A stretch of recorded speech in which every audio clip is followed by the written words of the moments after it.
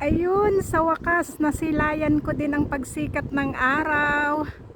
Good morning, 5:45 AM dito sa Saudi Arabia. Ayan o, ang ganda. Ngayon lang ako nakakita ng pagsikat ng araw kasi maaga akong nagising.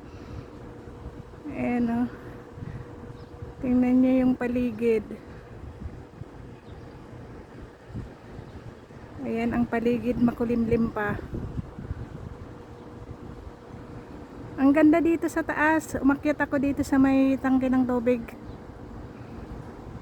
para makita ko lang yung araw. Ayan ang mga building dito. Oh, ayan, pag umakyat ka dito sa may taas, yan ang makikita mo. Busy ng mga sasakyan. Punta dito, punta doon. Ayun. Okay na, at ako'y magtatrabaho na din. Umpisa na din naman ang trabaho. Ingat tayong lahat, ingat tayo sa mga work natin. God bless.